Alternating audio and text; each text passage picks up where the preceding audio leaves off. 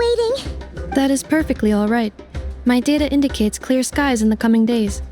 Current conditions for maritime travel, optimal. I'll be ready whenever you are. But are we really gonna set off without telling anyone again? Funny you mention it. You'll never guess who Paimon saw on the way over. Hey! You didn't seriously think we'd let you leave without a farewell party, did you? No chance. Yeah, come on, Traveler. We've already made all the preparations. And most importantly, how dare you try and slip away without first paying your respects to the almighty Dragon Lord! A little bird told us you'd soon be leaving for Nod-Krai. So, we asked Paimon to give us a heads up before the date of your departure.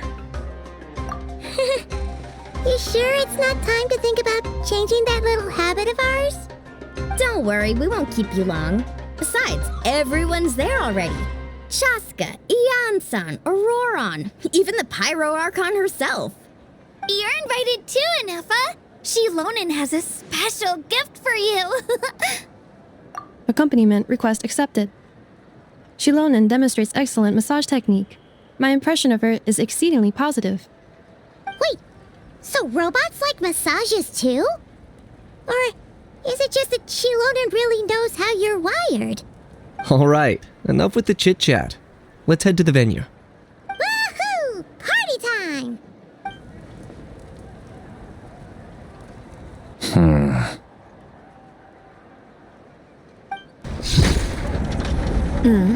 Spit it out then.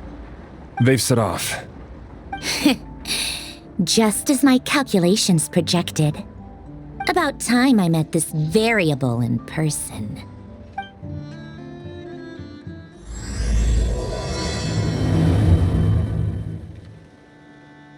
You know, every time we head to a new nation, there's always a point where it suddenly dawns on Paimon. This is it. The next chapter of our adventure has begun. This time, it was the moment she realized she just polished off the very last of her Saurus crackers. Should have stocked up better at the farewell party. In other words, Paimon has marked the geographic coordinates from 2 minutes and 40 seconds ago as the boundary between Natlan and Nod-Krai. This deviates somewhat from the official coordinates stored in my database. Paimon meant more in terms of how it felt on a psychological level. Anyway, what about you, Traveler? When did it really sink in for you? Huh, that actually kind of makes sense. What about you, Ineffa? Come to think of it, maybe we should be asking the other way round. So, when you came over to Natlan, what was the moment you felt like you'd left Nod-Krai? In that case, probably when my sensors could no longer detect the moon's power. The moon? You mean, that one we can all see in the sky? Negative. I was referring to... Here we are. Paimon, Traveler, we have arrived in Nod-Krai. Oh, wow!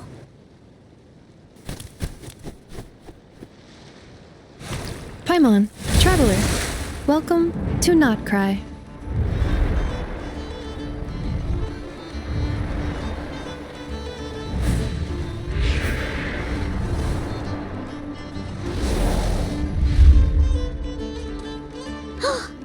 That must be Nasha Town up ahead! That's the place you were telling us about on the way over, right?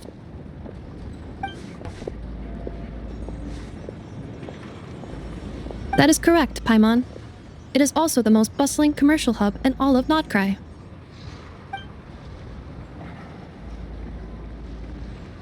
Oh, sounds like the perfect place to start trying out all the local specialties.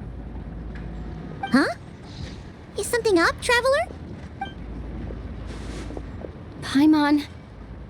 This is where our spaceship landed when Ether and I first arrived in Tevat. Huh? Are you sure?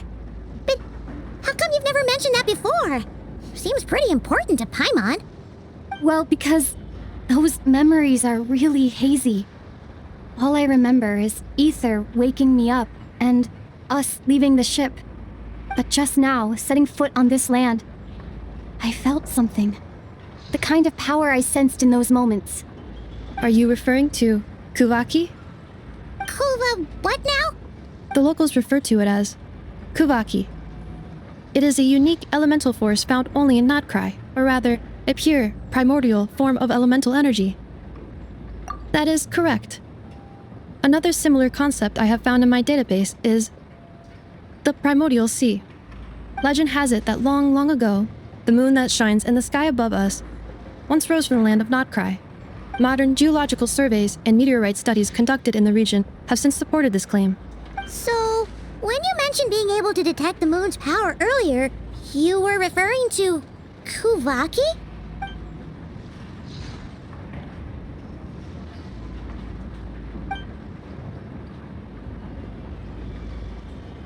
Wait, Traveler, you're saying we might actually find your spaceship here? Do you still remember where it landed? Nod-Krai is surrounded by the ocean. In other words, it could have been anywhere along its coastline. Negative. Description still lacks sufficient detail to pinpoint target location. Hey, it's okay if you can't remember everything right away. After all, it's been a really long time. Let's just do what we've always done and keep searching as we explore. Besides, what have you got to fear with your sidekick Paimon still here? I'd be more than happy to help you out as well. Our pleasure. Anyway, just knowing that your spaceship's here in Nod-Krai surely counts as a big step forward, huh? Like we've crossed another boundary? Paimon couldn't have put it better herself. You sure are a quick learner, Ineffa.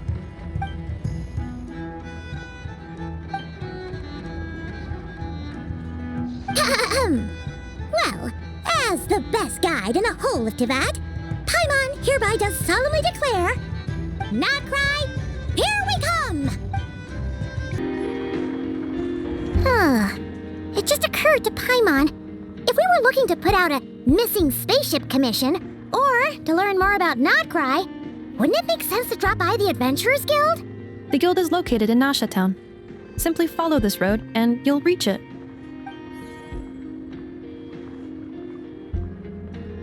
Huh? What in Teyvat is that? Looks kinda like a Sealy, floating around in the air like that. That is a kuhanki, a species unique to the land of Nod-Krai. A Kuhenki? Does she have something to do with the moon, too? Indeed it does. According to the Frost Moon Scions, the indigenous inhabitants of this land, the kuhanki, are said to be familiars of the moon goddess, leading those who walk in the moonlight's glow to things of great importance. The moon goddess? Don't all people here worship the Tsaritsa? Although Nod-Krai lies on Snezhneya's border regions, the people here have held their own unique beliefs since time immemorial. As I mentioned, everything in this land shares a deep connection with the moon and the sky above. The beliefs of the Frostmoon Scions seem to date back to the civilization of the angels. According to the documents in my database, even the 7 Archons did not exist at that time. Wow! So the origin of their beliefs goes back even further than the Archon War? Correct. At some point, you may come across some statues of their goddess. The Frostmoon Scions carved these as well. Hey! Looks like she's floating away! I suggest you follow her. The probability of an ordinary person encountering a kuhenki lies in the single digits. Many here consider them heralds of good fortune.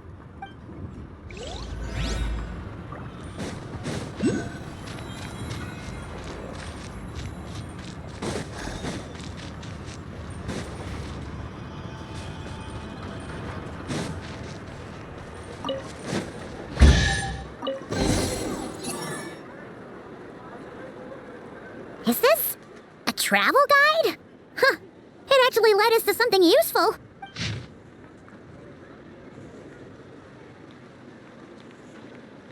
Are there any particular points of interest? Oh, it all looks pretty interesting to Paimon. If we have time, she'd love to see, pretty much everything. Recalibrating route. If we keep following the current path, we will arrive at an area of scenic beauty. From there, we will be able to identify both the Adventurers Guild and several must-visit specialty stores. Yikes! Why is Paimon suddenly getting the feeling that if she doesn't step it up soon, Ineffa's gonna put her out of a job?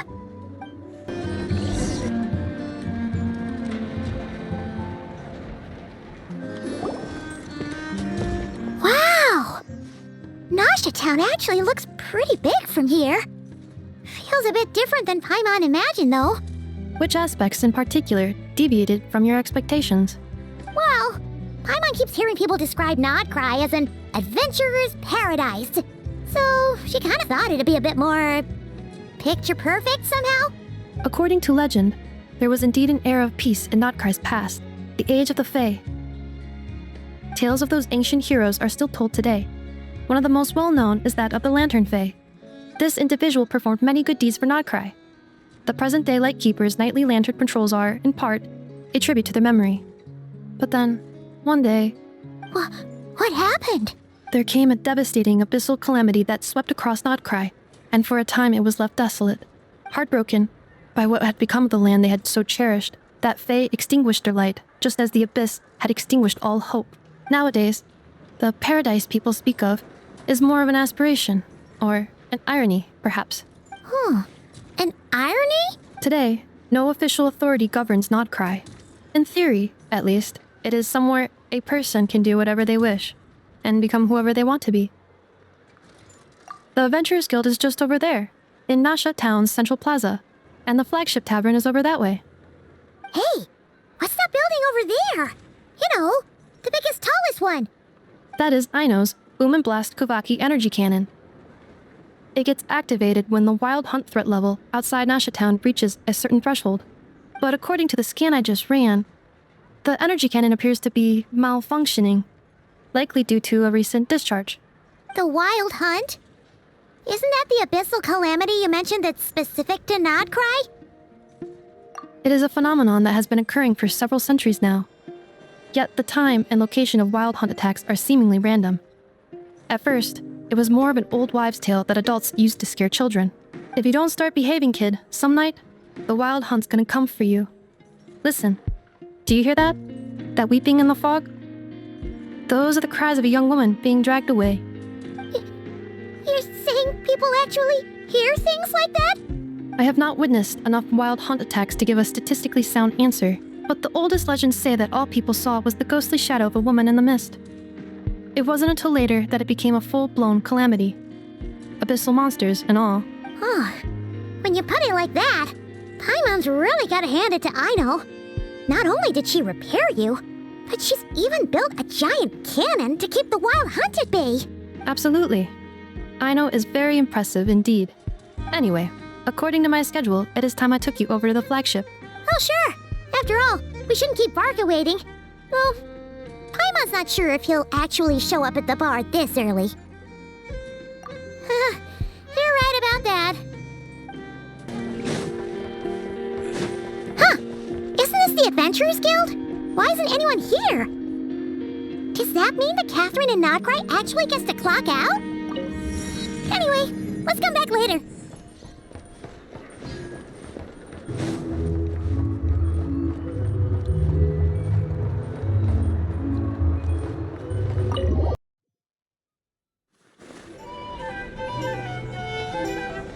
Here we are, the flagship. Varka told us to meet him here in his letter, right? Let's see. Varka? Varka! No matches identified. Huh.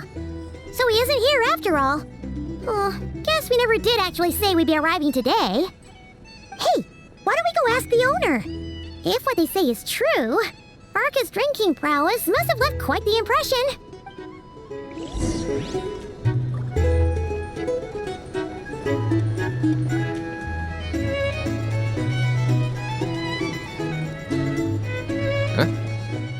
Well, well. If it isn't the ineffable Ineffa. Hello there, Demyon.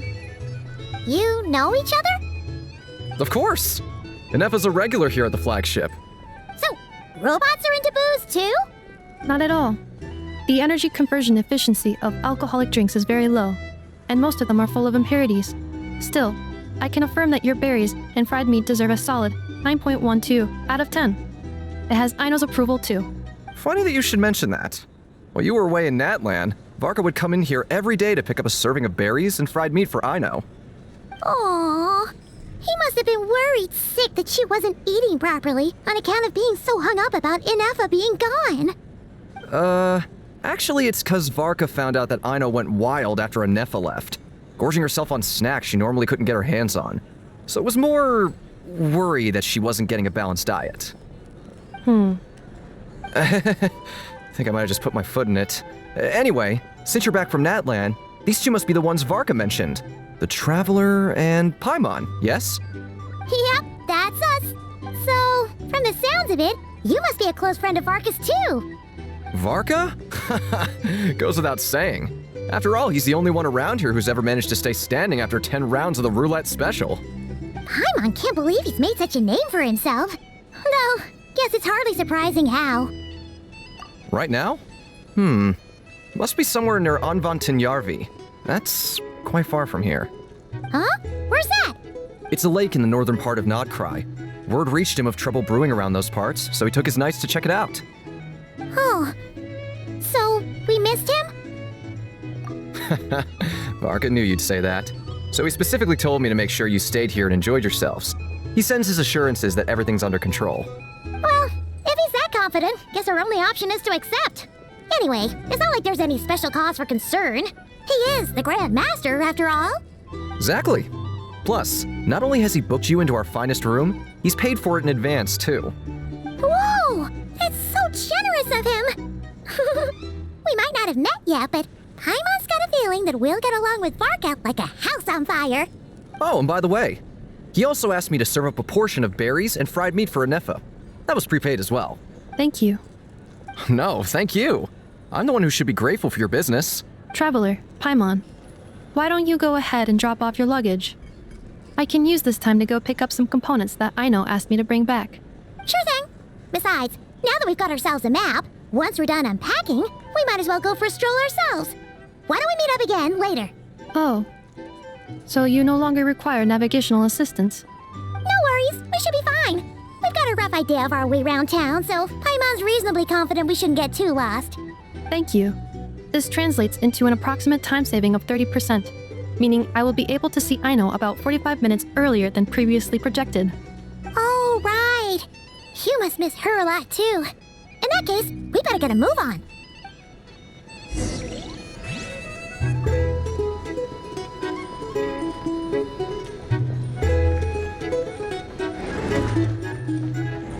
It's so noisy here. Back in my day, we'd...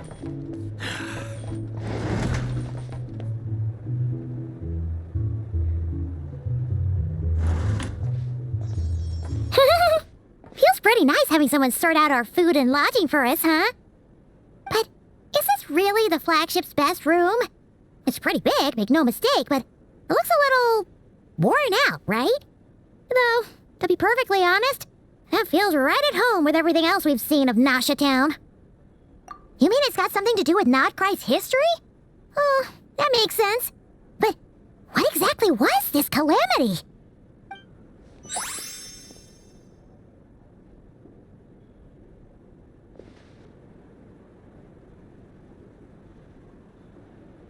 Oh, should we try the berries and fried meat too? Paimon's getting hungrier and hungrier every time someone mentions it.